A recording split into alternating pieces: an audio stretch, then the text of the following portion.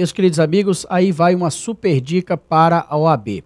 Vejam, a Lei 11.232 de 2005 transformou a execução fundada em título judicial, especificamente quando a sentença for condenatória. Até a vigência da Lei 11.232, a execução era considerada como um processo. Vejam, a Lei 11.232 implodiu essa realidade processual para estabelecer que temos ainda uma fase executiva, mas é tão somente uma fase, não mais um processo. Esta fase é denominada fase de cumprimento da sentença e tem disciplina a partir do artigo 475-I do Código de Processo Civil. Portanto, lembrem-se disso. A aquisitação tem sido frequente em torno dessa matéria. Quando a sentença for condenatória, não sendo ela cumprida espontaneamente para o devedor, temos ainda uma atividade executiva, mas não marca a formação de um processo. Temos apenas uma fase processual inaugurada com a intimação, por favor, prestem bastante atenção nessa palavra, marcada pelo aperfeiçoamento da intimação do devedor, para que no prazo de 15 dias efetue o pagamento da quantia objeto da execução. Neste prazo de 15 dias, o devedor não conta com a prerrogativa de nomear bens à penhora, como contava de acordo com o regime revogado. Hoje, o início da fase executiva é marcada pelo aperfeiçoamento da intimação a que me referi há pouco, e esta intimação permite ao devedor apenas efetuar o pagamento da dívida no prazo de 15 dias. Não efetuado, sobre o principal, é acrescida uma multa de 10% do valor do débito e a execução tem prosseguimento normal. Portanto, 2 ou 3 ideias principais. A primeira, a execução de sentença condenatória não mais exige a formação de um processo, mas apenas a instauração de uma fase processual.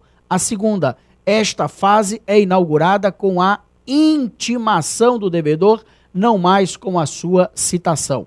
A terceira ideia principal, expirado o prazo de 15 dias, conferido ao devedor para efetuar o pagamento da dívida e não efetuado este pagamento, sobre o principal incide a multa de 10%.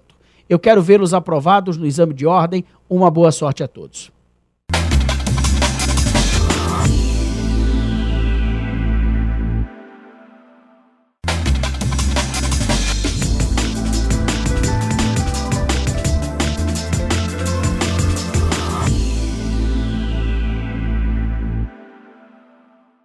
Olá pessoal, meu nome é Cícero Moraes e estarei com vocês em Direito Administrativo em nosso curso preparatório para o exame de ordem. Bom, minha super dica do dia diz respeito a uma aparente contradição entre súmulas das nossas duas mais altas cortes do país, o Superior Tribunal de Justiça e o Supremo Tribunal Federal. A súmula número 343 do STJ diz que é obrigatória a presença do advogado em todas as fases do processo administrativo disciplinar. Por sua vez, a súmula vinculante número 5 diz que a falta de defesa técnica por advogado em processo administrativo disciplinar não o torna nulo. Como resolver? Parece que há uma colisão, né? Uma antinomia entre o que determina o STJ, entende o STJ, e o STF. Muito bem, a solução é mais simples do que aparenta. E não passa pela exclusão da súmula STJ do STF, ela está em pleno vigor. Como devem ser aplicadas? Pessoal, se houver a habilitação de advogado no processo administrativo disciplinar feita lá pelo interessado, né, pelo servidor público, digamos, que está sendo investigado, que está sendo processado disciplinarmente, neste momento, a partir da habilitação do causídico, do advogado, é essencial que seja ele notificado de todos os atos, né? que vierem a ser praticados no processo, sob pena de sua nulidade. Tá? Isso daí seria a aplicação da súmula 343 do STJ. O que a súmula vinculante número 5 do STF diz é que, se não houver a habilitação do advogado e o interessado no processo administrativo disciplinar resolver ele próprio conduzir sua defesa, tal fato não irá gerar nulidade do processo administrativo disciplinar. Beleza? Tranquilo? Facinho, né? Então, até breve.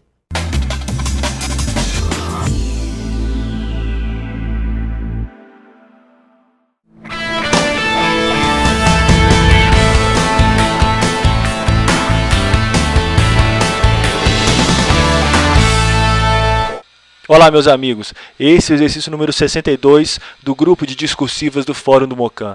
Eu quero aqui primeiro agradecer a boa repercussão que os nossos vídeos estão tendo e dizer que é um prazer estar podendo fazer isso, disponibilizar esse conteúdo gratuito na internet. Vamos agora para a questão da semana. A questão é de direito ambiental e foi tirada do concurso da magistratura do Amapá de 2006.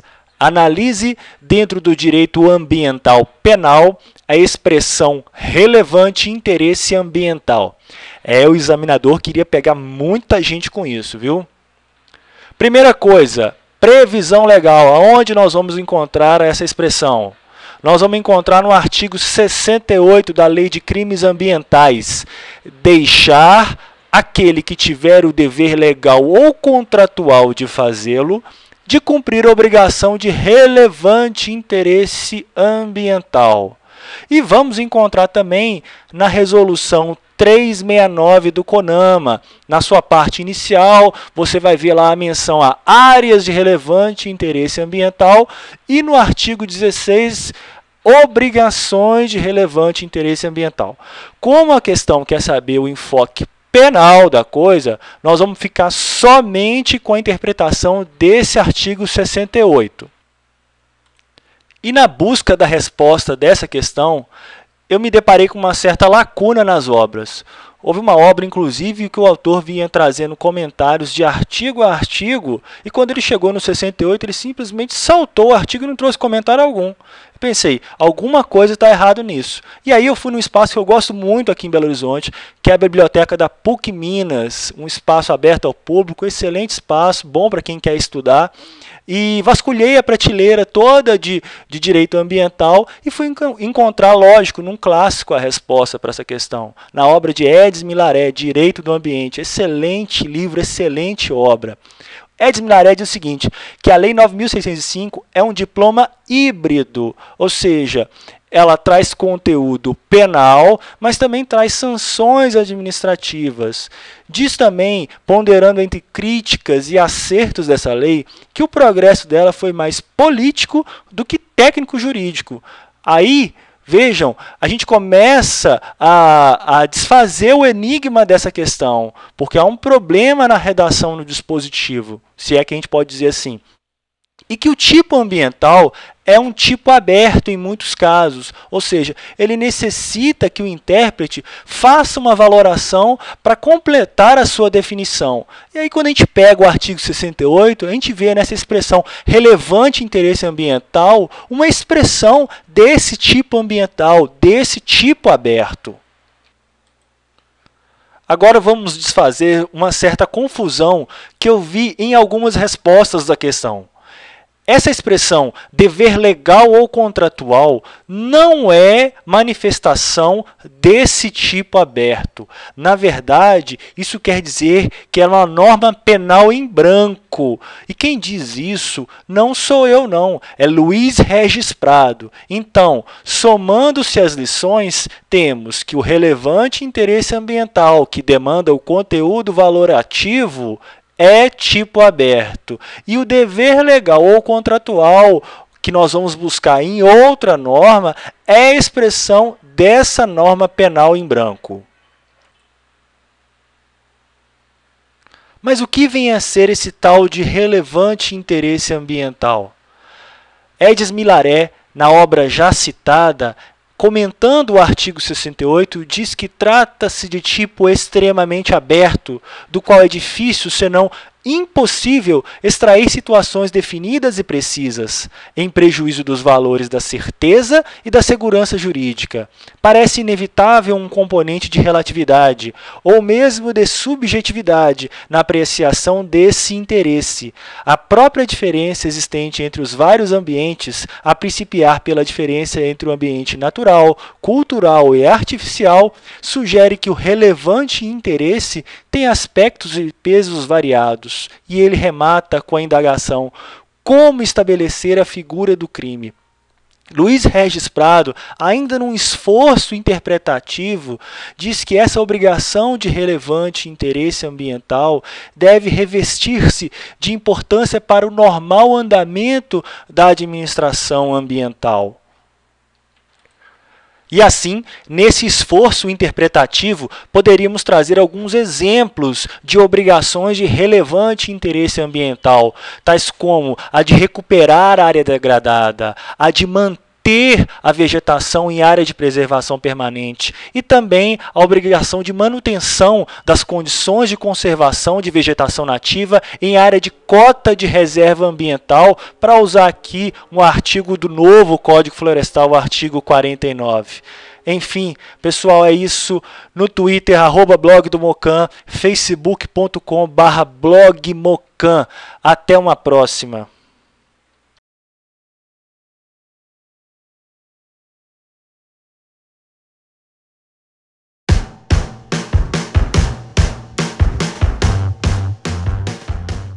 Olá pessoal, nem todos sabem, mas o Fórum do Mocan tem um grupo gratuito de resolução de questões discursivas.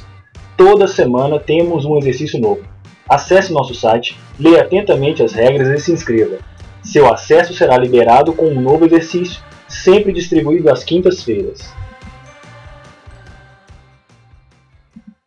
Nós estamos no exercício número 58, e como coube a minha escolha da melhor resposta da rodada, eu resolvi fazer esse vídeo até para que as pessoas conheçam um pouco mais desse nosso trabalho, que conta também com a ajuda indispensável da querida Lica na coordenação das atividades. A questão é de processo penal e foi tirada do concurso para juiz de direito do TJ do Rio de Janeiro de 2008. Policial militar apreendeu o veículo van sob a justificativa de que o condutor estava exercendo um transporte irregular de passageiros. Ocorre que o motorista do veículo possuía ordem liminar expedida pela Vara da Fazenda Pública, autorizando-o a trafegar e a executar o dito transporte nas vias públicas. Foi instaurado procedimento penal por crime do artigo 349 do CPM, cumulado com o artigo 3º, alíneas A e J da Lei 4898, que é a Lei de Abuso de Autoridade. Suscitado o conflito entre a Justiça Comum e a Auditoria Militar Estadual, qual a autoridade judicial competente para julgar a ação penal ajuizada?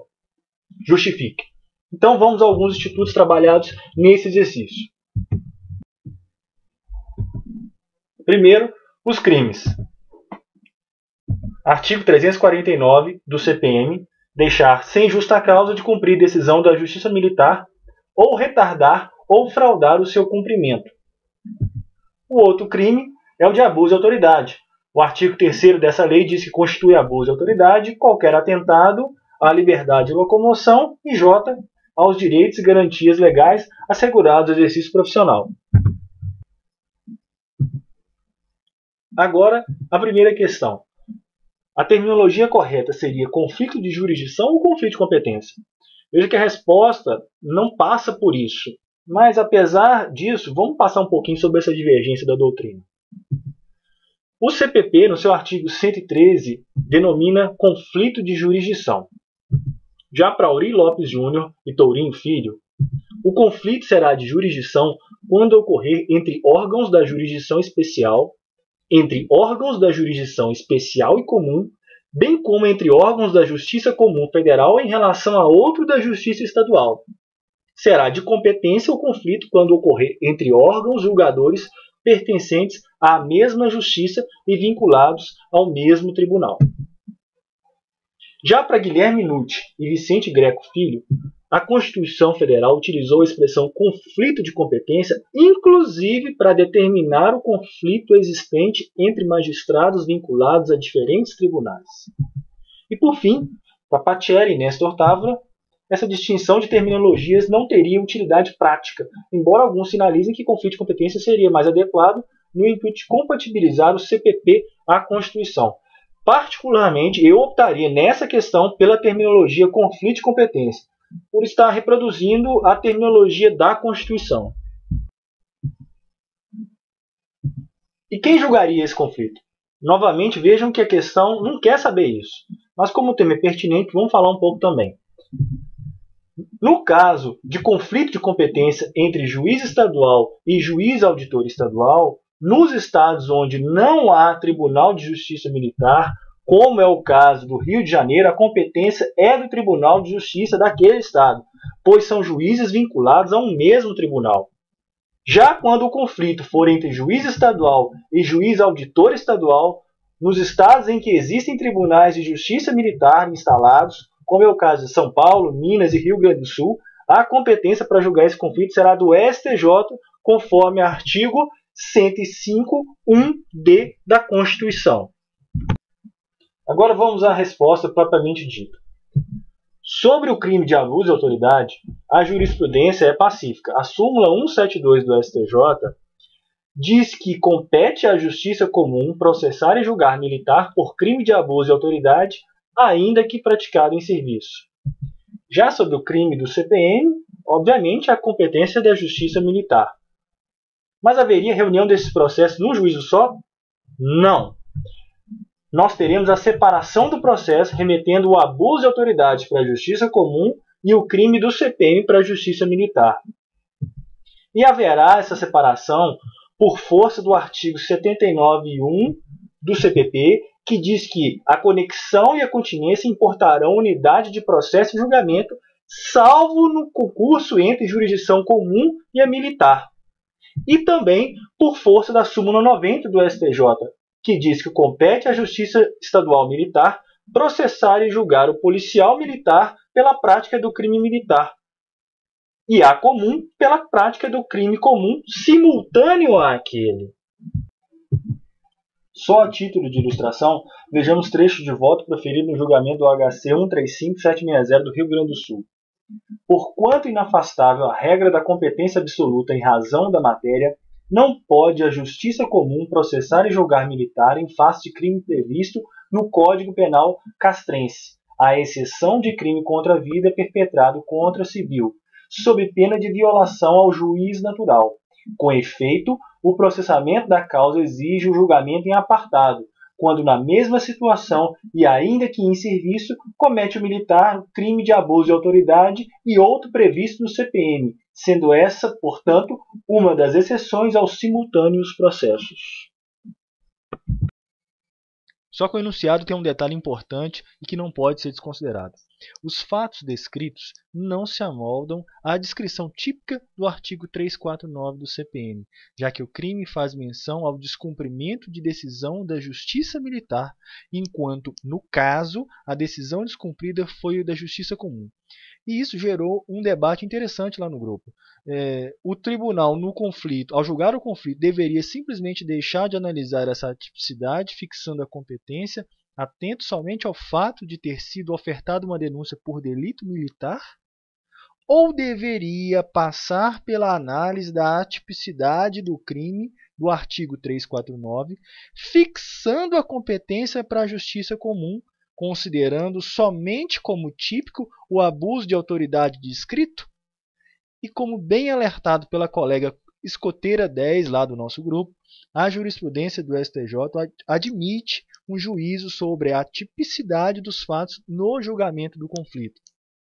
Ele tanto faz esse juízo que, nestes casos, você pode ver na jurisprudência que ele acaba concedendo HC de ofício sobre a conduta atípica. Logo, a competência para julgar a presente ação penal será da Justiça Comum, não havendo que se declarar a competência da Justiça Especializada para julgar os fatos, já que não se amoldam ao 349 do CPM. Assim, pensamos que a resposta ideal deveria Primeiro, mencionar a competência da Justiça Militar para julgar o crime militar. Mencionar a competência da Justiça Comum para julgar abuso de autoridade cometido por militar, citando a súmula 172 do STJ. Mencionar a súmula 90 do STJ e o artigo 79, inciso 1º do CPP, afirmando que a regra seria a da separação do processo, ficando com a Justiça Comum o abuso de autoridade e com a Justiça Militar o crime do CPM. E, por fim, afirmar que a competência para julgar a presente ação penal será da Justiça Comum, não havendo que se declarar a competência da Justiça Especializada para julgar os fatos. Enfim, é isso, pessoal. Se você não conhece o grupo de discursivas, acesse agora forumdomocam.com.br e faça sua inscrição. Até a próxima!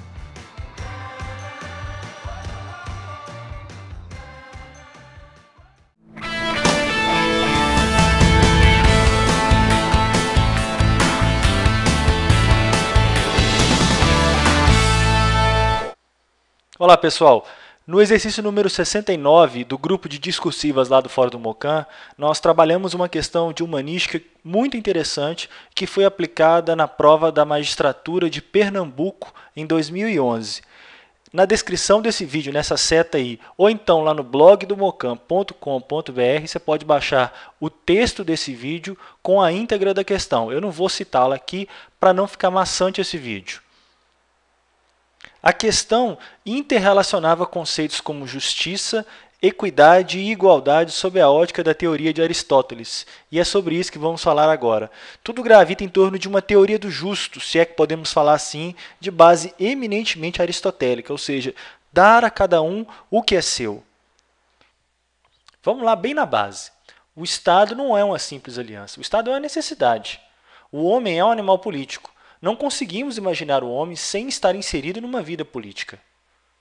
O Estado regula a vida dos cidadãos através das leis. O conteúdo das leis é a justiça e o princípio da justiça é a igualdade. A justiça para Aristóteles era definida como uma virtude, assim como a coragem, a benevolência, entre tantas outras. Aristóteles fez um estudo profundo sobre a justiça. O vocábulo justiça pode ter vários sentidos. Um deles é a chamada justiça total, que corresponde à observância da lei, no respeito àquilo que é legítimo e que vige para o bem da comunidade. O justo total é a observância dessa regra social de caráter vinculativo. Justiça e legalidade, nesta acepção, se confundem. Do outro lado, temos a chamada justiça particular, que corresponde a uma parte dessa virtude chamada justiça. É uma particularização desse termo. É, de certa forma, uma espécie do gênero justiça total, já que quem comete um injusto particular não deixa de violar a lei. A justiça particular, por sua vez, admite subdivisões. A primeira em justiça distributiva e a segunda em justiça corretiva ou igualitária, igualadora, retificadora, comutativa ou sinalagmática. A justiça distributiva se aplica à distribuição de honras e bens segundo o mérito de cada um. Guardem bem isso. Honras e bens segundo o mérito de cada um. Se as pessoas não são iguais, também não terão coisas iguais. É uma nítida ênfase à proporcionalidade. Do outro lado, a justiça corretiva visa regular relações mútuas. As medidas são feitas apenas no campo objetivo. Não há espaço para nuances, relatividade. Pressupõe uma condição de paridade, uma condição de coordenação. Há uma ideia de divisão perfeita, igualdade aritmética. Agora, analisando esses dois conceitos de justiça distributiva e corretiva, aonde você encaixaria a equidade? Vamos facilitar. Abstração e impessoalidade são características da norma. Por quê? Porque ela visa atingir o maior número de casos possíveis. Só que o alcance da lei é menor do que a riqueza dos fatos. Assim, nem sempre ela vai conseguir regular todos os casos, não por uma deficiência da norma ou uma intenção do legislador nesse sentido, mas é exatamente por essa riqueza, essa multiplicidade de situações que podem ocorrer no dia a dia. E aí surge a necessidade de aplicação da equidade, que visa dar a solução ao caso concreto como se o legislador a regulasse ali, naquele momento.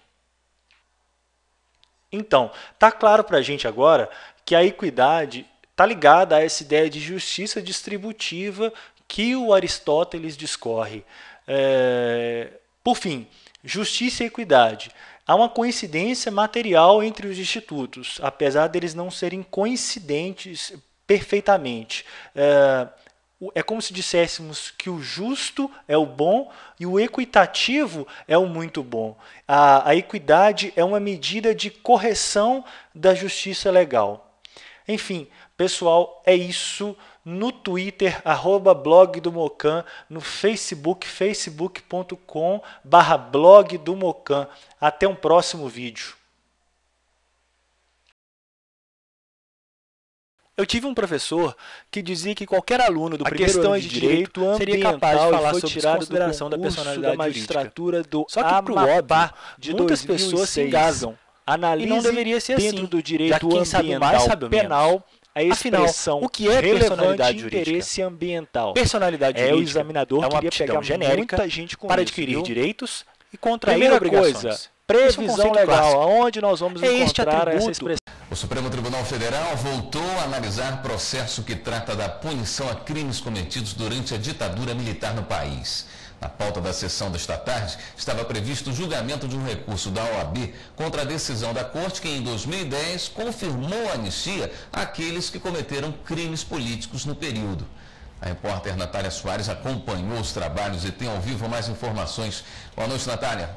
Boa noite, William. Os ministros aceitaram o pedido feito pelo Conselho da Ordem dos Advogados do Brasil para o adiamento da análise do julgamento desse recurso na arguição de descumprimento de preceito fundamental que questiona a lei da anistia. Mesmo sem ter tido uma justificativa pelo Conselho da Ordem dos Advogados do Brasil, os ministros aceitaram o pedido e o processo deve ser votado já na próxima semana. Em um dos últimos processos analisados pelo plenário do Supremo, hoje, na sessão de hoje, eles não reconheceram o fórum privilegiado para magistrado aposentado. A maioria entendeu que o fórum privilegiado deve ser somente durante o exercício da função. E na primeira parte da sessão de hoje, os ministros determinaram alguns ajustes de estrutura do Tribunal de Contas do Estado de São Paulo. Veja na reportagem.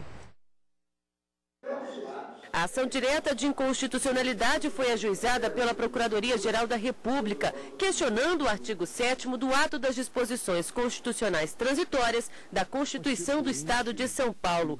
O dispositivo trata do processo de escolha de conselheiros do Tribunal de Contas do Estado. De acordo com o artigo, os conselheiros deveriam ser nomeados na seguinte proporção: 4 vagas seriam de indicação do Poder Legislativo, 2 vagas indicadas pelo Poder Executivo, com a aprovação da Assembleia, de forma alternada entre o substituto de conselheiro e o membro da Procuradoria da Fazenda, e 1 vaga de livre escolha, 1 vez pelo governador e 2 vezes pela Assembleia, alternadamente. Embora a composição já tenha sido declarada inconstitucional pelo plenário do STF em 2005, a forma de indicação continuou sendo aplicada em frontal desrespeito à Constituição Federal e à decisão do STF.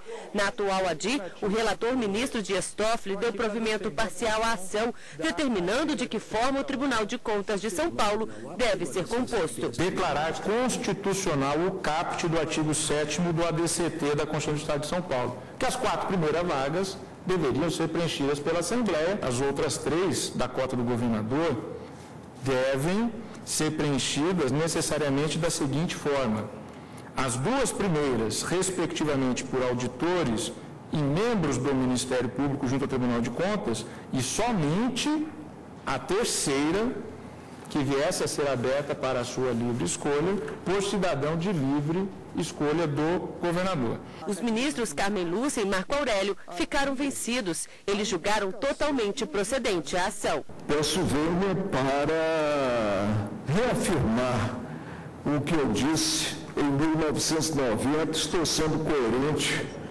com o que veiculei à época. Julgo procedente o pedido formulado. Mas a maioria seguiu o voto do relator. Decidindo que a vaga decorrente da aposentadoria do conselheiro Fulvio Julião Biasi deve ser necessariamente preenchida por um auditor da Corte de Contas, indicado pelo governador do Estado, e que a vaga ocupada pelo conselheiro Renato Martins Costa corresponde à classe do Ministério Público Especial e que assim será preenchida quando se vagar. Também na sessão plenária desta quinta-feira, os ministros reavaliaram a jurisprudência até hoje vigente na Corte para admitir prova posterior de tempestividade de um recurso quando ele for apresentado fora do prazo.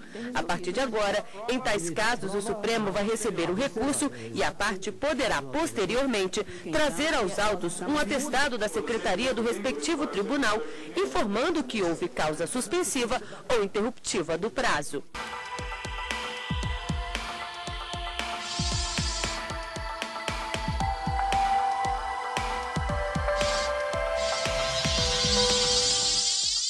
O programa Saber Direito desta semana é com o professor Sérgio Camargo. O curso é sobre direitos humanos. Tem dúvidas sobre o assunto? Mande um e-mail para nós, saberdireito@stf.jus.br. E você também pode estudar pela internet. Basta acessar o www.tvjustiça.jus.br. Olá, sou o professor Sérgio Camargo e estamos tratando essa semana acerca das políticas públicas para a diversidade sexual. Em nosso primeiro encontro, nós tratamos de políticas públicas no Brasil, conceitos técnicos, jurídicos acerca de reserva do possível, sobre a questão do mínimo existencial, a questão das opções políticas e as próprias políticas públicas. Já no nosso segundo encontro, fizemos referência aos planos nacionais de direitos humanos, desde a sua primeira versão em 1996, passando por sua segunda versão em 2002 e alcançando a terceira e última vigente versão agora em 2009. E hoje, no nosso terceiro encontro, nós vamos tratar da efetivação de políticas públicas, perseguindo aí, a partir de municipalidades e diversos estados da federação, normas, leis que acarretaram efetivamente políticas públicas voltadas a esta minoria de orientação homossexual e que deram certo. E muitas delas a partir de pequenos gestos, de pouco gasto orçamentário, que percebemos tiveram uma grande eficiência. Na aula passada, nós mencionamos, por exemplo, uma norma originada do estado do Ceará, 13.833 de 2006, que passou a prever a capacitação do recurso humano estadual, mais especificamente as polícias civil e militares daquele estado, que em direitos humanos tiveram inseridas a questão da orientação sexual. Observem os ouvintes que um simples gesto de inclusão acadêmica acerca da diversidade sexual já traz a orientação ao recurso humano estatal e, com certeza, vai impactar nesta minoria de orientação homossexual. Uma outra forma de inclusão social, a partir de política pública educacional, foi gerida pela Coordenadoria Especial da Diversidade Sexual do município do Rio de Janeiro, que, idealizada pelo coordenador Carlos Tufson, criou o sistema de capacitação do recurso humano do município do Rio de Janeiro. Estaremos tratando em breve da Lei Municipal Carioca 2475 de 96, que cria a infração administrativa às discriminações por orientação sexual, tanto aos estabelecimentos privados do município quanto aos servidores de órgãos públicos municipal. Então, a partir do momento em que já havia, desde 96, uma norma específica punindo por infração administrativa a discriminação por orientação sexual, o coordenador da diversidade sexual entendeu por bem abraçar para si o dever de capacitar o recurso humano do município na sua maior abrangência possível para orientar os servidores públicos civis do município do Rio de Janeiro a como lidar com situações que envolvam a comunidade LGBT. E tivemos oportunidade de estar à frente da coordenação destas capacitações na cidade do Rio de Janeiro e observamos que muitas vezes, quando estávamos lá nas clínicas da família do município do Rio ou na própria Guarda Municipal do Rio de Janeiro, em diversas secretarias de saúde, de assistência social, pudemos observar que muitas vezes pessoas ainda se mantinham, de certa forma, com alguns critérios de preconceito trazidos pelo seio familiar, como um resquício daquele patriarcado centrado na figura masculina, que tanto influenciou e denegriu o sexo feminino ao longo dos anos, por exemplo. E observamos que uma capacitação de 2, 3 horas, envolvendo questões de direitos humanos, explicando para as pessoas questões simples. Por exemplo, todos que me ouvem já ouviram falar das paradas do movimento gay, que são a parada gay que ocorre na cidade de São Paulo, que é a maior parada gay do planeta, né? Contando aí no último exemplo do dia 28 de maio de 2012, entre 3 e 4 milhões de participantes na Avenida Paulista, superando paradas gays dos estados americanos, sede dessa noção. Mas será que nós compreendemos o porquê da parada do movimento gay? Da onde surgiu a parada gay? Muito poucas pessoas sabem que a parada gay ela surgiu a partir de um evento de grande importância na luta dos direitos civis humanos que ocorreu nos Estados Unidos da América, mais especificamente em Nova York, no final da década de 60, por volta de 1968 para 1969, num bar conhecido como Stonewall Inn. Era um bar, era um gueto de frequência homossexual, típico de minorias se esconderem da maioria para poderem exercerem, ainda que minimamente, a sua liberdade de expressão. Então, homossexuais se encontravam no Stonewall Inn para confraternizarem, beberem cerveja, conversarem com os amigos. E a partir de um determinado momento, mais ou menos pelo dia 18 de junho de 1968, a polícia norte-americana começou a fazer batidas nesse bar sob a desculpa de que estavam coibindo a venda de bebida alcoólica, pela questão da lei seca norte-americana. Só que naquele momento, o Stonewall Inn já era reconhecidamente um bar que estava alinhado à lei seca e não vendia bebida alcoólica. E na prática, o que se estava fazendo ali era um ato de discriminação e preconceito em que a polícia entrava no bar para agredir fisicamente os frequentadores do bar. Isso, então, começou a acontecer com frequência naquela época, em 1968, e num dado dia, as travestis que frequentavam o bar se insurgiram face à polícia norte-americana.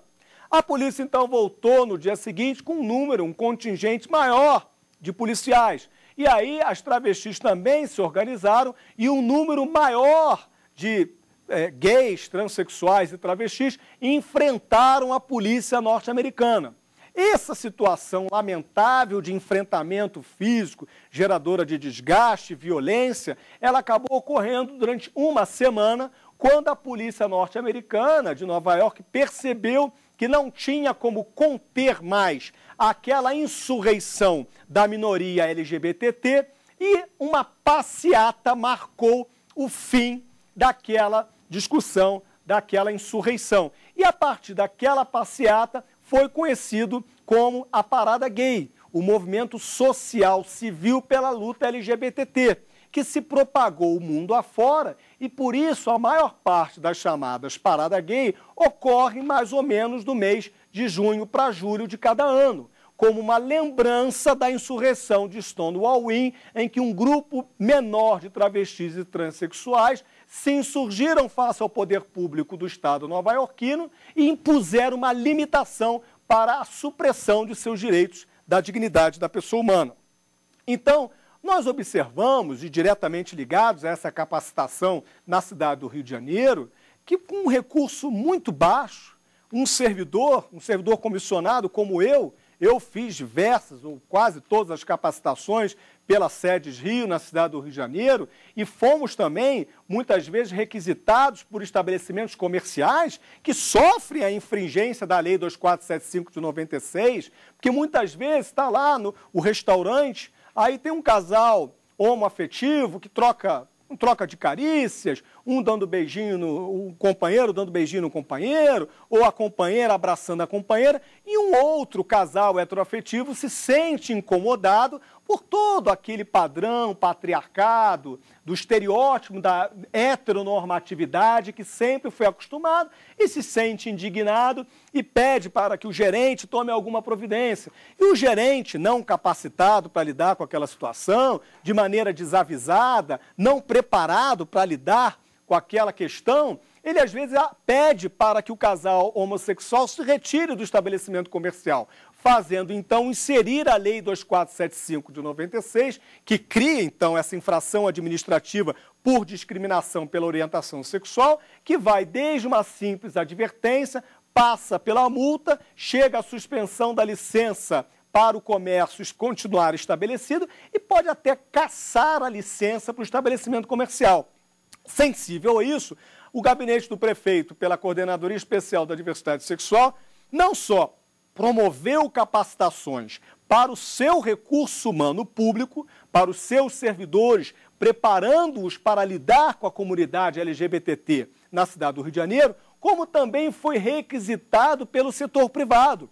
O Sindrio, o Sindicato dos Comerciantes da cidade do Rio de Janeiro, diversas vezes nos requisitou para que fôssemos palestrar sobre direitos humanos voltados à dignidade da diversidade sexual, em restaurantes, em lojas, em hotéis, para orientar o setor privado como tratar a comunidade LGBTT de forma que não fizesse a falta de sensibilidade em tratar com esta minoria a incidir face a eles as penalidades da 2475. Conseguimos dessa forma perceber que foi uma política pública, continua sendo uma política pública fácil de ser feita, feita com muito pouco gasto de recurso estatal e que alcança resultados muito benévolos para a sociedade. Os servidores, eu percebi, conseguiam entender de forma mais natural que talvez aquilo que tenha sido passado a eles, gerações após gerações, pela mãe, pela avó, naquela noção do patriarcado que subjugou a mulher, que botou à margem homossexuais, não era talvez a melhor forma solidária de integração da população, da sociedade, diferentes, mas sim iguais, né? Que aquela diferença não era suficiente para que nós simplesmente segregássemos a comunidade LGBTT. Então percebemos que a lei do Estado do Ceará, como então a capacitação do recurso humano da cidade do Rio de Janeiro, resultou em eficazes benefícios para a população como um todo, com gasto de recurso financeiro bastante baixo, né? Também falamos na aula passada do decreto 55.588 do Estado de São Paulo, que foi editado pelo Executivo Regional no dia 17 de março de 2010. O decreto 55588, ele trata do chamado nome social de travestis e transexuais.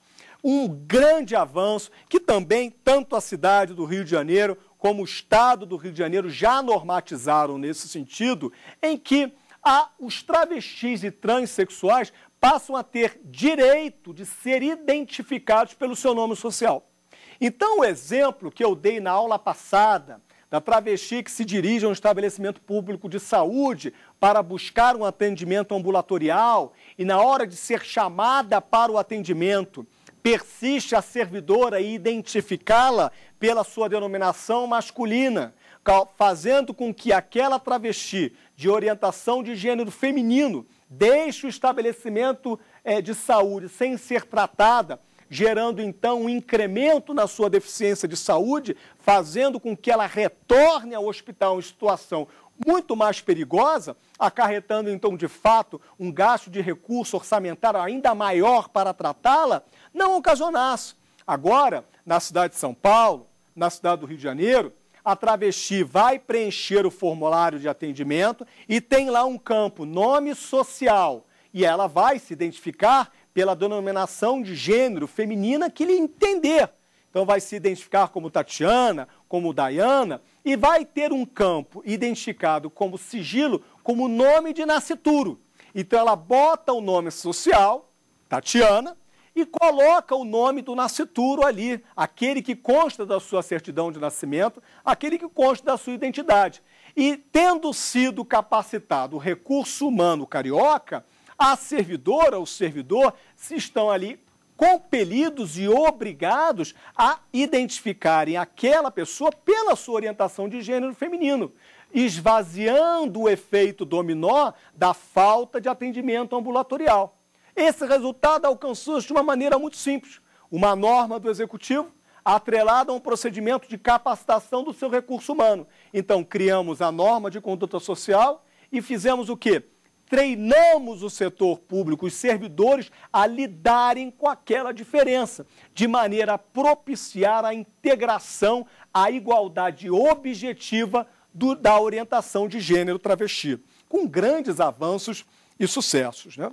Bom, uma outra política pública que me é bastante cara e eu tenho bastante apreço, e já havia mencionado tanto na primeira como na segunda aula, chegamos agora ao momento de tratá-la com mais a miúde, né? Na medida em que a temática é hoje a efetivação de políticas públicas, né?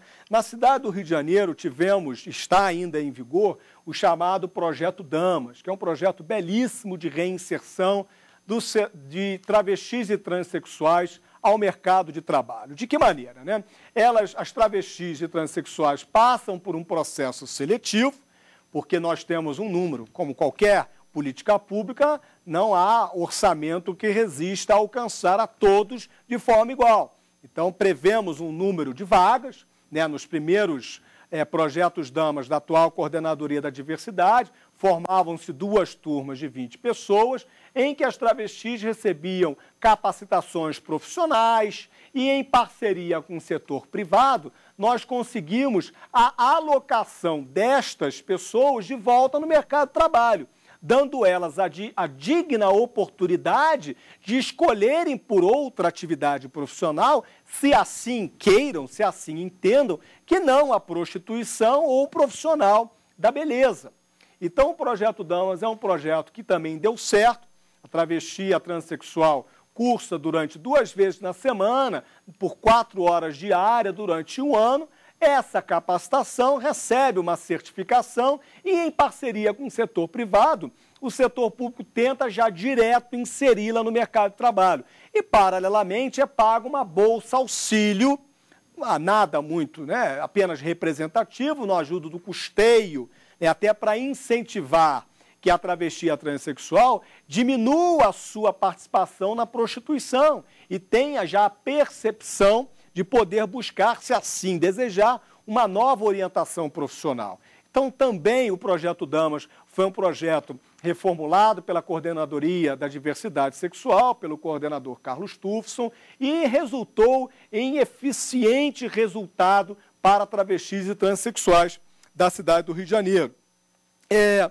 E com isso nós percebemos que essas pequenas situações, que essas pequenas políticas públicas, elas alcançaram de fato a ponta da minoria, né? Os travestis, as transexuais, os gays como um todo, e de certa maneira você qualifica um pouco mais o recurso humano do Estado, ensinando a eles a como devem se portar diante de situações que envolvam pessoas de orientação de gênero ou de orientação homossexual. E você melhora na ponta a qualidade de vida do cidadão brasileiro. E essas políticas públicas foram alcançadas, repito, com um gasto de recurso bastante diminuto, né? Não teve, assim, grandes volumes de recurso orçamentário para estas pastas. Uma outra norma que me veio com muita felicidade, até porque é uma norma do Conselho Nacional de Imigração, é a RN 77, ela permite a brasileiros e estrangeiros que acessem o visto de permanência, o visto de temporário, independente da sua orientação sexual. Mas vamos falar já um pouco melhor acerca disso, porque agora temos a pergunta de um de nossos alunos. Olá, professor. Meu nome é Matthews Michels.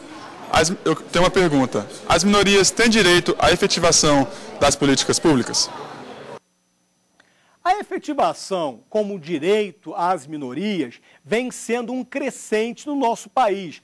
Não simplesmente a efetivação por minorias, mas a efetivação por políticas públicas. Exemplos mais contundentes são na saúde e na educação. O artigo 196 da Constituição Federal veio expressamente pelo Constituinte originário dizendo: a saúde é um direito de todos. Se a saúde é um direito de todos, primeiro, duas interpretações. Saúde. Saúde tem uma abrangência interpretativa muito grande. É a saúde emocional da psique humana, é a saúde física, é a saúde na sua múltipla visão. Todos que estiverem em território nacional. O Constituinte originário não alocou o comando constitucional a brasileiros, ou brasileiros naturalizados, ele se referiu a todo mundo. Em outras palavras, chega o cidadão num hospital e pede o atendimento ambulatorial. Um caso clássico que foi até resolvido aqui pelo Supremo há alguns anos atrás, em que um cidadão, necessitando de uma prótese de joelho, dirigiu-se a um dos hospitais da rede pública de saúde, do Sistema Único de Saúde, e não tinha aquele estabelecimento de saúde a possibilidade de lhe dar aquela resposta.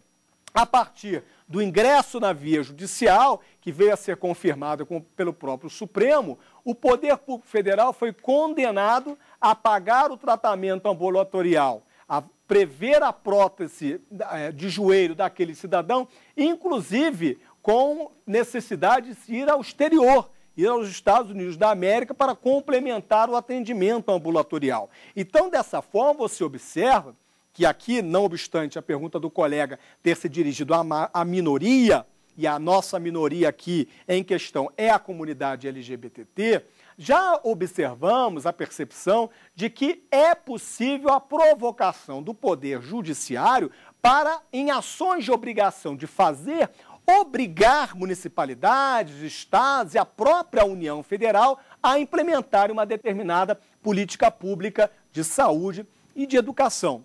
Quando nós tratamos, na primeira aula, da transcendência que os direitos humanos fazem operar dentro de um sistema jurídico, em outras palavras, os princípios da dignidade da pessoa humana, eles traduzem, obviamente, a noção externa, uma conceituação, uma concepção universal de direitos humanos que passa a ingressar naquele ordenamento jurídico. No nosso caso, que somos do sistema positivado, romanista da regra escrita, observamos com grande monta os princípios fundamentais da dignidade humana no artigo 5º, em seus 78 incisos da Constituição Federal.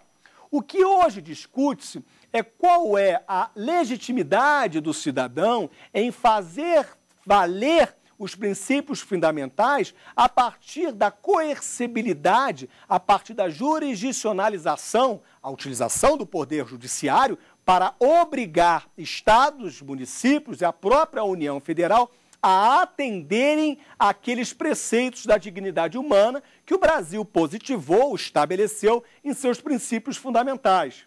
E cresce cada vez mais a compreensão de doutrinadores, de pensadores do direito, dos próprios dos agentes que entregam a tutela jurisdicional, dos magistrados, de que cada vez mais existe uma área de atuação dos standards, daqueles padrões, daquele mínimo existencial necessário à dignidade da pessoa humana, que deve observar o poder público, sob pena de falência do princípio da dignidade humana e, consequentemente, da própria democracia.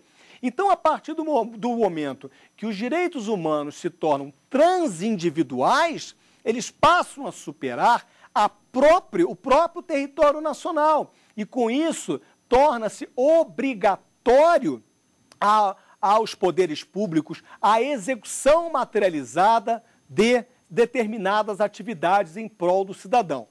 É claro que esse é uma reflexão ainda muito tortuosa, não há ainda um alcance homogêneo desta ideia. Existem vários juristas, vários magistrados que veem com bastante temeridade a sua interferência enquanto judicantes, enquanto judiciário, magistrados, na atividade do executivo, sob pena de interferência do poder sobre o outro.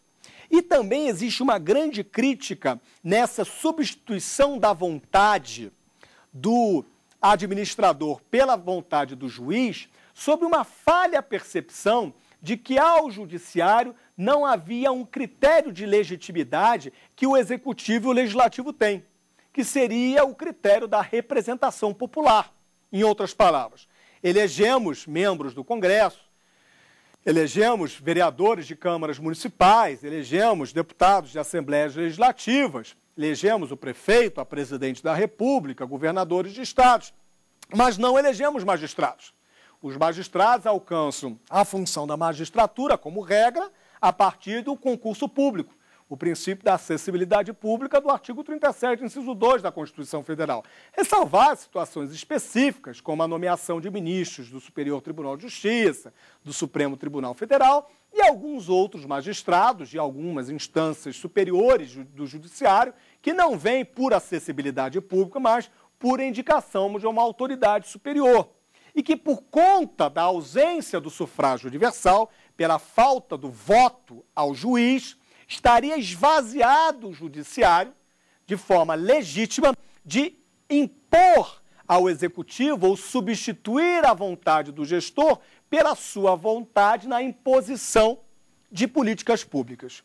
Ouso discordar desse pensamento, do qual guardo severa reserva, salvo outro juízo. A legitimidade do Poder Judiciário em sendo provocado jurisdicionalizar políticas públicas e tornarem-nas efetivas e materiais a partir da obrigatoriedade aos poderes executivos, foi legitimado pelo Constituinte originário quando ele estabeleceu a tripartição de poderes.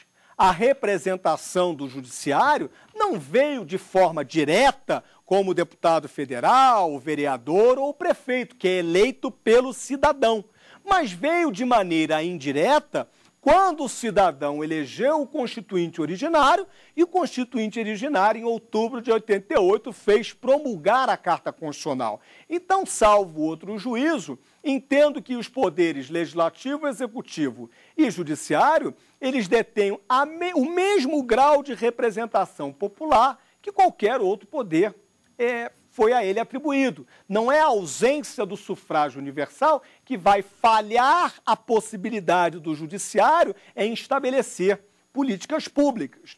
Na aula passada, tivemos a oportunidade de tratar um pouco da questão do controle das políticas públicas. E ficamos bastante alertas e provocamos a reflexão dos colegas de que o judiciário é o único que detém o aparato necessário para efetivamente provocar políticas públicas quando forem jurisdicionalizados a partir do cidadão.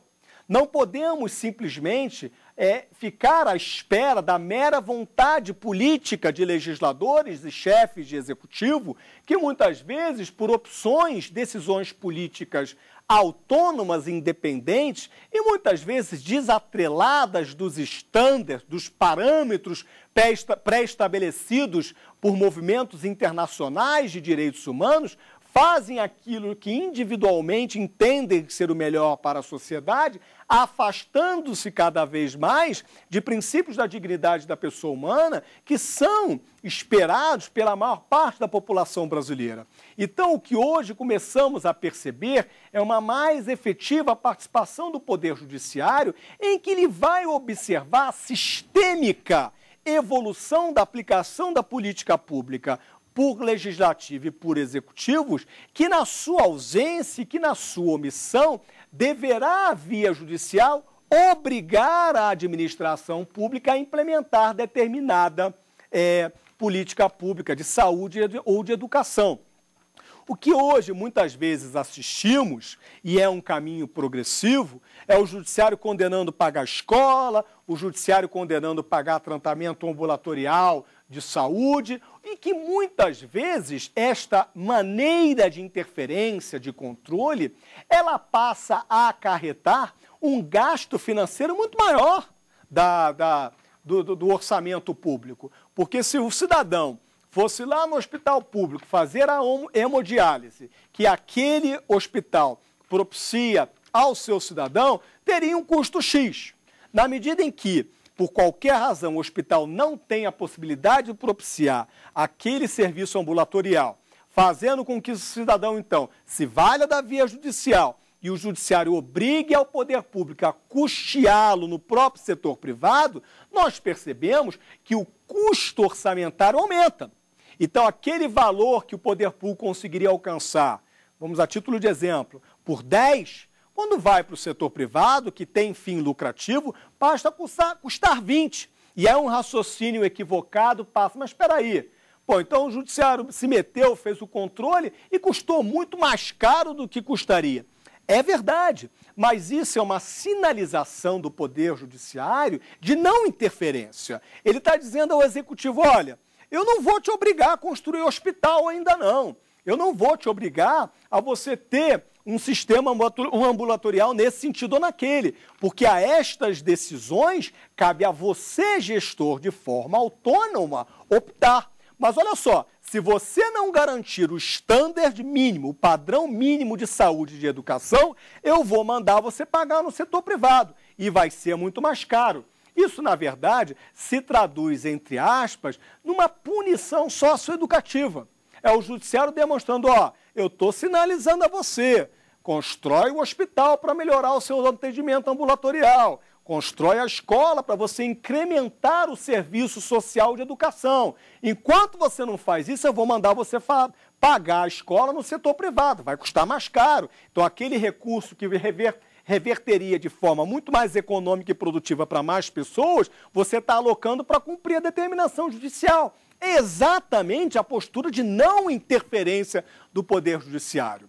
O medo que alguns juristas têm da retomada da chamada Judicial Review, que os Estados Unidos da América vivenciou algumas décadas atrás, em que a Suprema Corte americana se tornou a grande controladora dos atos do Executivo, gerando a pior forma de ditadura que um país pode vivenciar, que é uma ditadura jurídica, ela não está e nunca passou pela percepção do judiciário brasileiro. O judiciário brasileiro tem tido um equilíbrio bastante claro. A Suprema Corte brasileira, não obstante a Emenda Constitucional 45, de 8 de dezembro de 2004, que criou a ele o verbete da súmula vinculante, que poderia, se mal utilizado, criar um sistema ditatorial do judiciário perante os outros poderes, até o momento não aconteceu. De 2004 para cá, passaram-se 9 anos. Poucos verbetes da súmula do Supremo Tribunal Federal vinculam as administrações públicas brasileiras. Eu vejo que os ministros da Suprema Corte Brasileira mantêm, sim, uma extrema cautela quando verbatizam seus verbetes de súmula vinculante, que vinculam a todas as administrações públicas brasileiras. Então, você querer inibir o controle judicial de políticas públicas pelo Poder Judiciário sob a desculpa de que teme uma ditadura jurídica, eu não vejo sinalizações ou tendências do judiciário brasileiro neste caminho. Existe uma percepção que deve ser traçada a partir de uma linha divisória que tentamos estabelecer nos primeiros e segundos encontros dessa dinâmica traçada sobre as políticas públicas para a diversidade, qual é o limite que separa os padrões chamados standards daquilo que entendemos como meras opções políticas? Porque se você não criar um efetivo mecanismo de participação popular nas tomadas de decisões políticas, cerne da democracia, cerne de um Estado democrático, em que é dada à população a possibilidade de jurisdicionalizar a exigência de políticas públicas que estão perdendo campo, que estão perdendo a sua abrangência por meras opções políticas, estaremos a incentivar a imposição da maioria sobre a minoria. E aí retornamos à ditadura da maioria sobre a minoria, que de fato não espelha um sistema democrático. Então, voltamos a um sistema arbitrário. É na figura do Poder Judiciário que devemos jurisdicionalizar os estándares, os padrões, para que alcancemos as políticas públicas que deveriam já ter sido a longa data implementadas desde a promulgação da Carta de 88 e até momento não aconteceram. Quero eu crer que faremos esse ano, em outubro de 2013, 25 anos da promulgação da Carta Constitucional. Já deu tempo hábil para administrações públicas iniciarem em direção àquelas, a maior parte das políticas públicas constitucionais. Mas o que percebemos hoje em dia é que falha essa percepção. Percebemos que muitas políticas públicas, muitos estándares não foram alcançados porque estão a ceder a opções políticas do gestor momentâneo, que não vão de encontro aos anseios sociais da população como um todo, que se esbarram e enfrentam os estándares e esquecem o mínimo nuclear que precisamos alcançar para desenvolver a sociedade brasileira.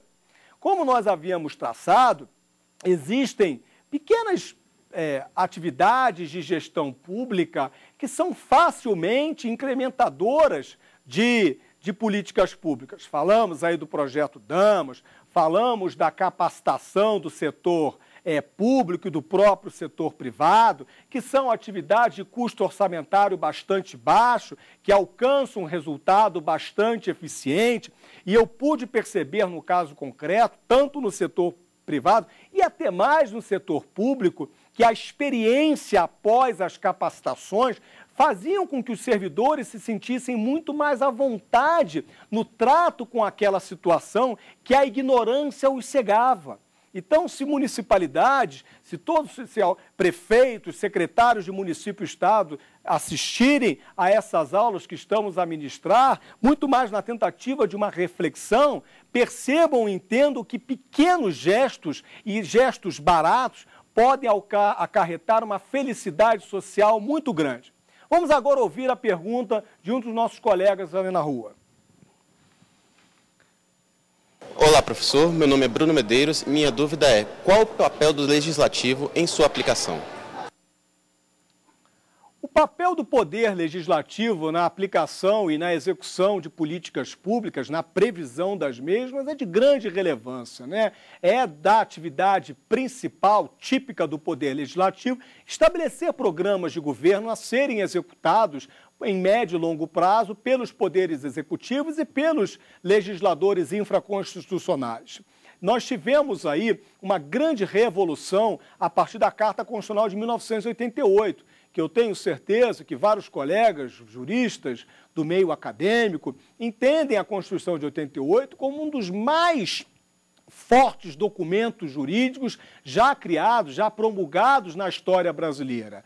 É uma carta de muitas intenções, são 250 artigos ali que prevêem diversos programas de governo a serem alcançados, que revolucionaram e, de certa maneira, fizeram-nos desprender dos sistemas ditatoriais que vivemos anteriormente.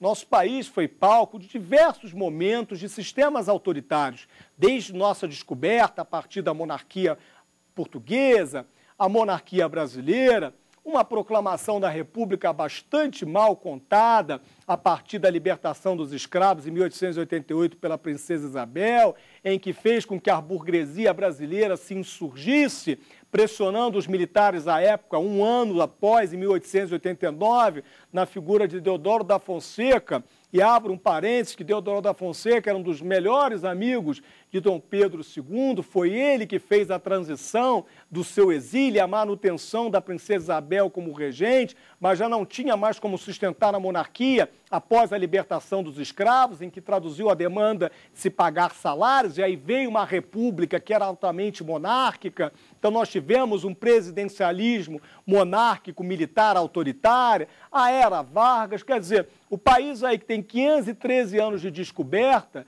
nós não temos nem 50 anos de democracia, temos as 24 anos da Carta vigência e períodos entre ditaduras, quer dizer, a consolidação de um Estado democrático e de direito vai demorar pelo menos mais um século. Então precisamos focar a energia orçamentária de nosso país para, primariamente, atender os estándares.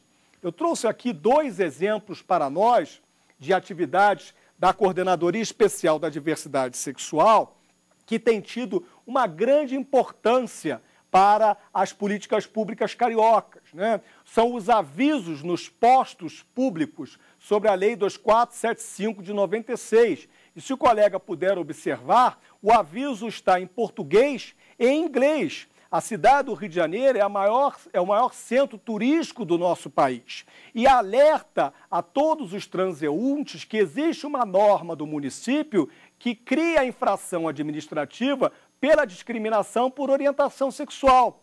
Se algum colega que me observa hoje, que me assiste, tiver a oportunidade de passear na Orla Carioca, pela praia de Copacabana, pela praia de Ipanema, vai poder observar que nos postos de salva-mar do Corpo de Bombeiros Militar do Estado do Rio de Janeiro, na grade que protege aquele órgão, terá essa placa fixada na língua inglesa e na língua portuguesa.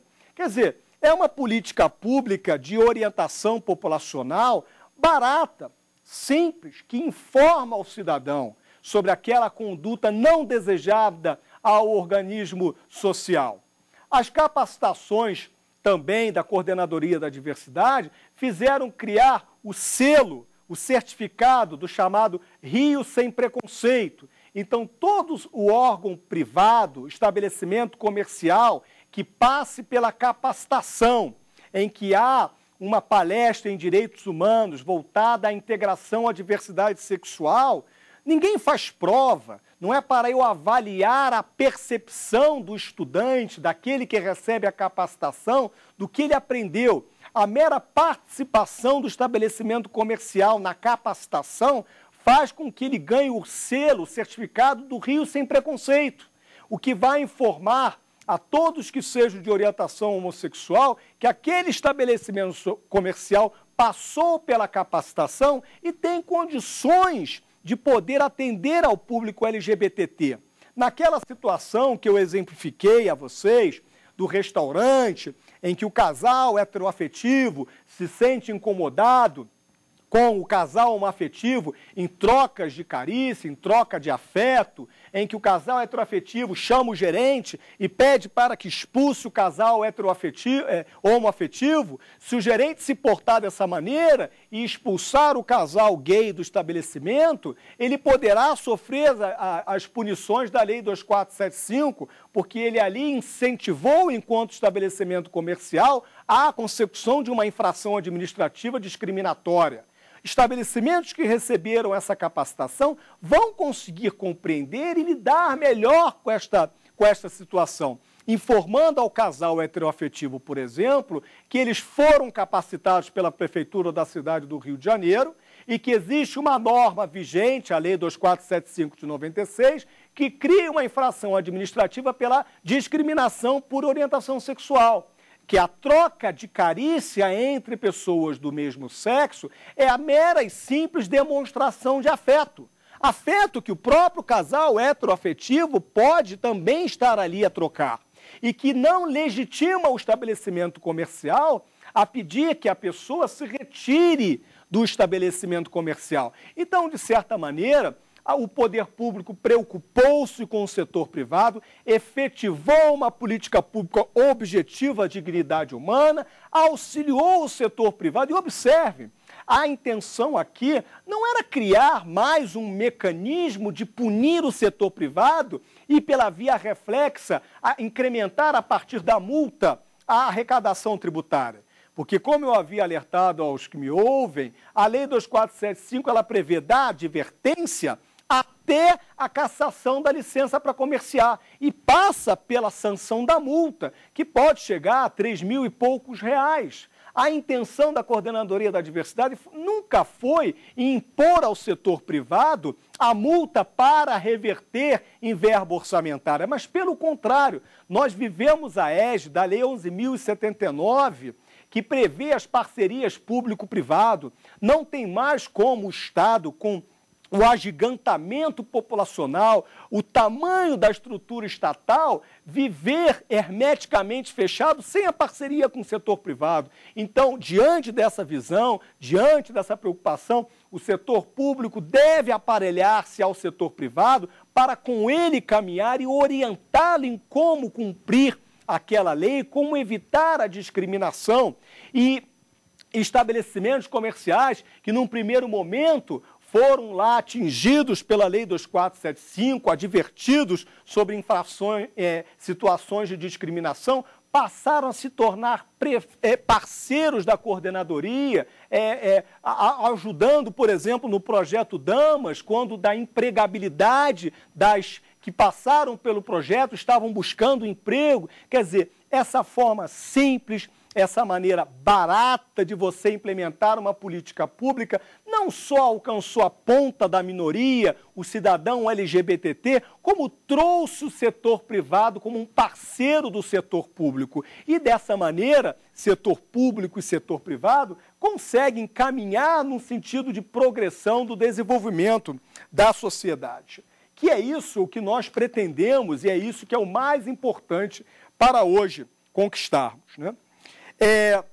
Para nós começarmos a encerrar, temos que compreender que essas políticas públicas que eu mencionei, e peço vênia aos colegas que me assistem de outros estados da federação e de outras municipalidades, é porque antes de me preparar para as aulas, busquei aí pela internet, em órgãos públicos de outros estados, alguns exemplos que eu pudesse não dar aulas só sobre política pública da cidade do Rio de Janeiro.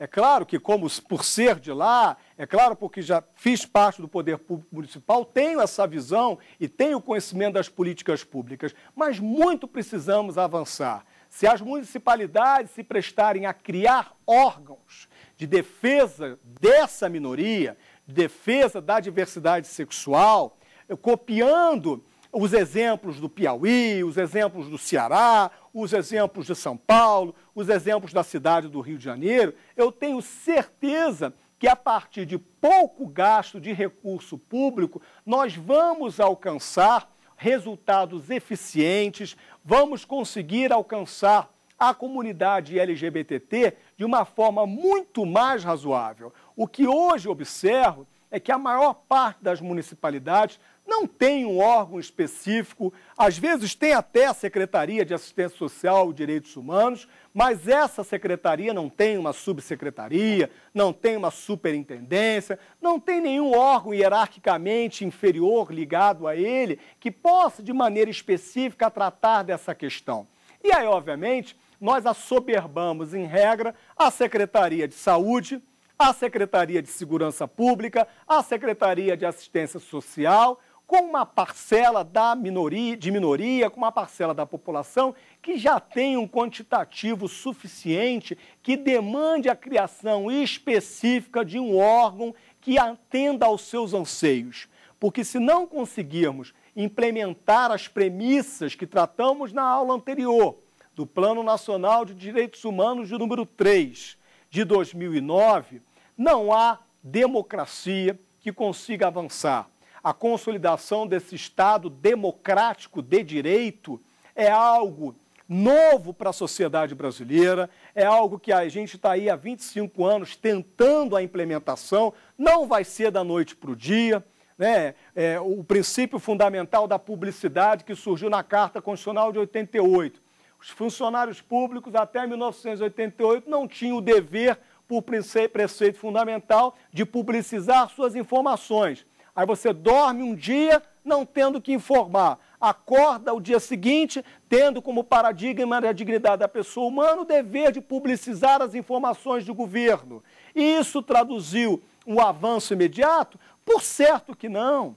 Essa acomodação no seio brasileiro, essa acomodação no seio social, demanda tempo, demanda digestão, mas essa digestão, ela só vai surgir a partir de poderes públicos conscientes que implementem políticas públicas que, reitero, que não têm altos gastos orçamentários, mas que geram resultados muito benevolentes à sociedade e a grande sensação de reequilíbrio das minorias. Pessoal, vamos então encerrar o encontro de hoje concluindo que as políticas públicas à diversidade ainda são esparsas e com pouco alcance no universo LGBT no Brasil inteiro. Mas eu entendo que o novo milênio será o palco desta última minoria, a última minoria que ainda é violentamente agredida na sua dignidade, na sua ideologia cultural, na sua liberdade de expressão sexual. Como eu brinco com os meus alunos, nós homossexuais somos a bola da vez, como já foram os hebreus, os negros, como já foram os judeus. E cabe a nós agora conformar dentro da sociedade brasileira a necessidade de sermos vistos como cidadãos de bem que buscam simplesmente a felicidade. Foi um prazer estar com vocês mais uma vez. Até a próxima aula. Tem dúvidas sobre o assunto? Mande um e-mail para nós, saberdireito@stf.jus.br. E você também pode estudar pela internet. Basta acessar o www.tvjustiça.jus.br.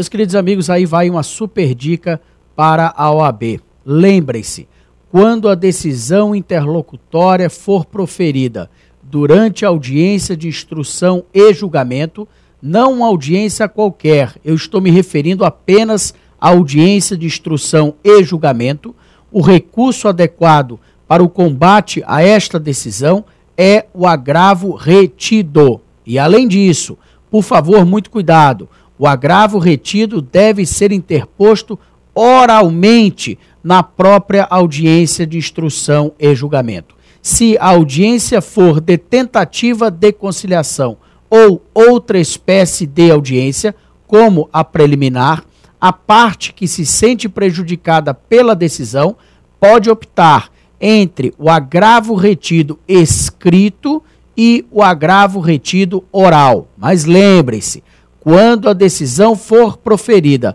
durante a audiência de instrução e julgamento, o recurso adequado é o agravo retido na sua modalidade oral. Boa sorte àqueles que farão o exame de ordem. Quero vê-los aprovados, meus colegas de profissão.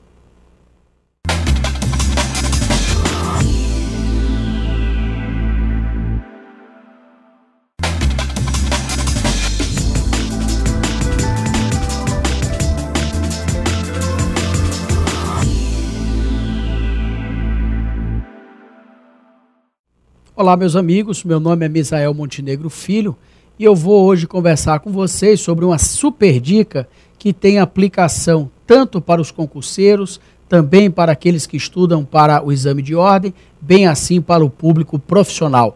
Eu estou me referindo ao chamado pré-questionamento da matéria. Isso cai muito em concurso público, bem assim nas provas de exame de ordem, e é exigido dos advogados na última fase do processo, quando pretendem alçar para Brasília o recurso especial e ou o recurso extraordinário. Meus queridos amigos, anotem como tema principal da Superdica. O pré-questionamento da matéria é requisito específico tanto do recurso especial como do recurso extraordinário. Eu quero dizer que a interposição desses dois recursos, os denominamos recursos extremos, exige não apenas o preenchimento dos requisitos gerais, tempestividade, legitimidade, interesse, preparo, como também desse requisito específico, que é o denominado pré-questionamento da matéria. Se este requisito não for preenchido, o recurso terá o seu segmento negado. O que significa pré-questionamento da matéria? Nós temos de voltar a nossa atenção para a súmula 282 do Supremo Tribunal Federal. É aí que está abrigado o requisito específico do pré-questionamento. E esta súmula transporta a seguinte orientação: não cabe recurso extraordinário, e isso é extensivo ao recurso especial, quando não ventilada na decisão recorrida a questão federal suscitada. Meus queridos amigos, a súmula tem uma redação confusa com a devida vênia, mas eu posso dizer a vocês o que significa pré-questionamento da matéria. Significa a demonstração de que aquela matéria que está sendo suscitada em recurso especial ou em recurso extraordinário não é uma matéria nova, mas uma matéria que já foi referida no curso da instância ordinária e enfrentada pelo Tribunal de Justiça, pelo TRF, a depender do processo ter curso na Justiça Estadual ou na Justiça Federal. Portanto, se, por exemplo, o magistrado no curso do processo, ele infringe uma norma constitucional, eu não posso guardar a reclamação para apenas no recurso extraordinário denunciar esta infração. Eu devo, no primeiro momento que tiver para falar nos autos e sucessivamente nas ocasiões posteriores, insistir na alegação de infração à norma constitucional, forçando a instância ordinária a se posicionar sobre o assunto. Portanto, vocês devem gravar como premissa fundamental dessa dica a de que o pré-questionamento da matéria exige, no que toca à interposição de recurso especial e de recurso extraordinário, a demonstração a ser feita pelo recorrente de que aquela matéria que alimenta qualquer dos dois recursos não é uma matéria nova. É uma matéria já suscitada e enfrentada pela instância ordinária. Boa sorte para vocês nas provas de concursos públicos, do exame de ordem, bem assim na atividade profissional. Até uma próxima oportunidade.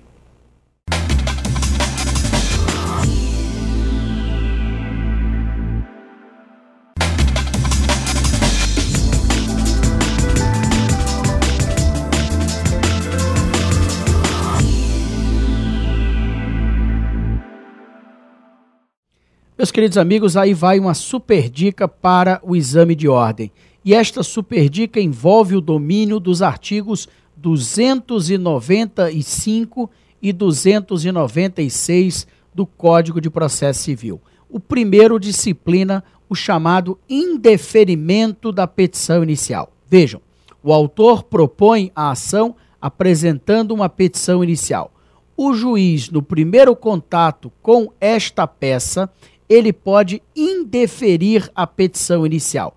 Percebam, nas três iniciais situações do artigo 295, ou seja, incisos 1, 2 e 3, quer dizer com isso, quando o juiz constatar a ausência de uma das condições da ação, por favor, anotem isso, a sentença é terminativa. O indeferimento da petição inicial se dá através da prolação de uma sentença terminativa, enquanto que, na hipótese prevista no inciso 4 do artigo 295, ou seja, quando o juiz reconhecer a ocorrência da prescrição ou da decadência, a sentença é de mérito, produzindo coisa julgada material.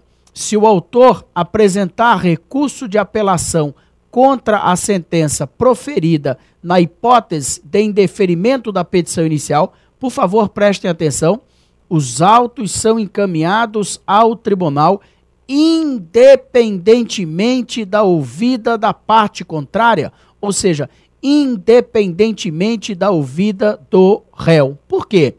Como o indeferimento da petição inicial se deu antes do aperfeiçoamento da citação do réu, para este o processo não existe. Portanto, lembrem-se, qual é o domínio maior em torno desses dois dispositivos? Primeira preocupação, a de sabermos que, nas 3 primeiras hipóteses do 295, a sentença é terminativa, quando o juiz reconhecer a ausência de uma das condições da ação. Enquanto que, na hipótese prevista no inciso 4, quando o juiz reconhecer a ocorrência da prescrição ou da decadência, a sentença é de mérito. Segunda preocupação, a de sabermos, segundo a previsão do artigo 296, que, indeferida a petição inicial e interposta a apelação contra esta decisão, os autos são remetidos ao tribunal independentemente da ouvida do réu.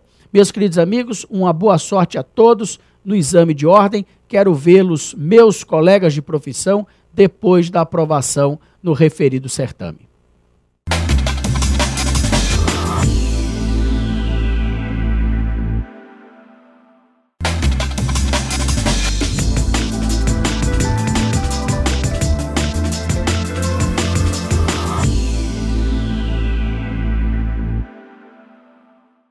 Amigos e amigas que nos acompanham nos cursos jurídicos Misael Montenegro, em especial os amigos da rede social. A gente vem aqui como professor de Direito Constitucional dos cursos jurídicos Misael Montenegro trazer para vocês, eu, Erval Júnior, para quem não me conhece, eu sou mestre e doutorando em Direito Constitucional, sou professor universitário de Direito Constitucional, Direito Processual, tenho algumas obras jurídicas publicadas e também sou juiz de Direito. Eu venho trazer uma super dica aqui para você de Direito Constitucional, inclusive na força hoje dos direitos e garantias fundamentais, que são para nós e para a grande maioria dos doutrinadores, e principalmente para a jurisprudência do Supremo Tribunal Federal, os direitos e garantias fundamentais são o coração do constitucionalismo contemporâneo. Então, o que a gente vem trazer para você é justamente explicar para você o que é eficácia horizontal dos direitos e garantias fundamentais. Ixi, professor, que diabo é isso? Nós vamos aqui descascar para você, amigo e amiga. Ora, eficácia horizontal dos direitos e garantias fundamentais é dizer que tão grande é a força dos direitos e garantias fundamentais que justamente deve se espraiar, deve se irradiar por todos os ramos do direito e também para todo e qualquer tipo de pessoa. No início da evolução do conhecimento de como começou a aplicação dos direitos humanos e logo após com a positivação dos direitos e garantias fundamentais, se falava que os direitos e garantias fundamentais se aplicavam justamente em relação ao poder público, quer na parte da primeira geração, em dizer justamente os deveres de abstenção, ou até mesmo os direitos de segunda geração com o agir do Estado. Mas, pessoal, os direitos e garantias fundamentais, tanto os direitos como as garantias, e aí incluindo as garantias constitucionais processuais e até mesmo os remédios, se aplicam também aos particulares. Eficácia horizontal por quê? Porque se aplicam a quem está no mesmo pé de igualdade. Ou seja, é tão grande a força dos direitos e garantias fundamentais que não se aplica só em relação ao poder público, não. Ou seja, nas relações particulares, nas relações negociais, a gente também tem a aplicação dos direitos e garantias fundamentais. Por exemplo, quando você se associa a uma associação, e aí, digamos assim, alguém quer lhe botar para fora por alguma picuinha, alguma coisa, ele não pode botar você da maneira que quiser, não. Ele tem que respeitar, por exemplo, o devido processo legal, lhe permitir ampla defesa e o contraditório. Então, veja como é interessante, os direitos e garantias fundamentais também limitam a atuação dos particulares. Essa limitação da atuação dos particulares é o que se chama, né? Se você pensava que era difícil, nós descascamos rapidinho. Eficácia horizontal de aplicação dos direitos fundamentais aos particulares. Eu espero que você tenha gostado dessa super dica.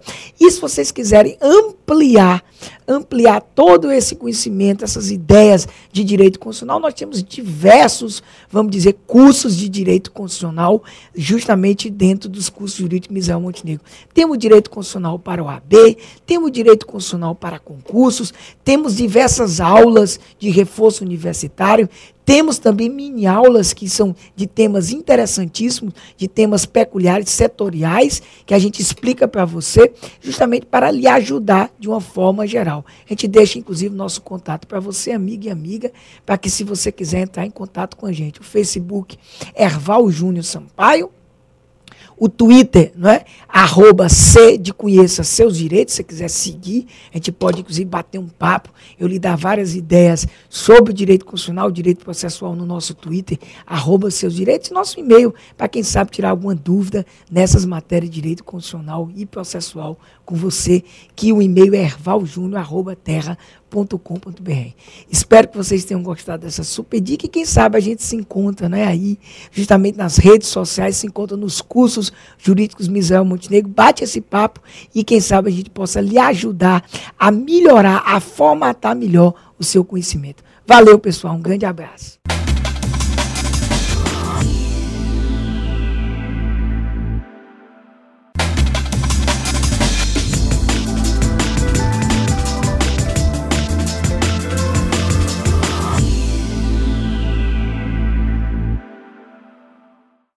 Meus queridos amigos, aí vai uma super dica para o exame de ordem, versando especificamente sobre a defesa do réu e no que toca ao prazo para a sua apresentação. Lembrem-se, nas ações que têm curso pelo rito comum ordinário, o prazo geral para a apresentação da defesa é de 15 dias. Contudo, este prazo pode ser contado em quádruplo nas hipóteses previstas no artigo 188 do Código de Processo Civil. Ou seja, quando a ação é proposta contra a Fazenda Pública ou o Ministério Público. Este prazo pode ser contado em dobro na hipótese prevista no artigo 191 também do Código de Processo Civil. Qual é esta hipótese? Quando a ação é proposta contra mais de um réu, estamos falando, portanto, do litisconsórcio passivo, desde que os demandados sejam representados por advogados distintos. O prazo pode ser ainda contado em dobro na situação prevista no parágrafo 5º do artigo 5º da Lei 1060 de 1950. Ou seja, quando a ação for proposta contra o chamado pobre na forma da lei, desde que seja representado por defensor público. Lembrem-se ainda, se a ação tem curso pelo rito sumário, percebam, a defesa deve ser apresentada no curso da audiência de tentativa de conciliação, se a proposta de acordo não for exitosa. Boa sorte a todos, quero vê-los aprovados no exame de ordem e meus colegas de profissão.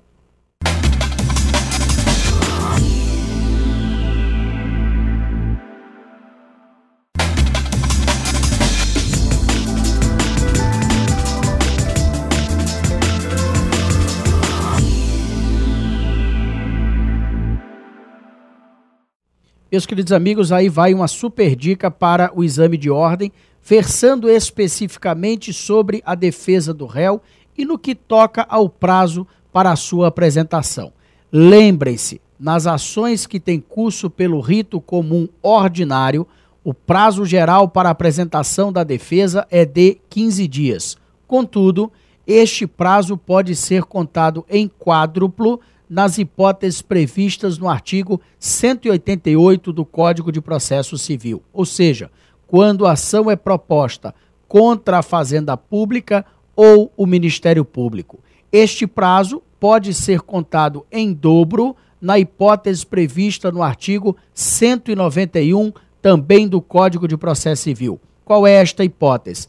Quando a ação é proposta contra mais de um réu, estamos falando, portanto, do litisconsórcio passivo, desde que os demandados sejam representados por advogados distintos.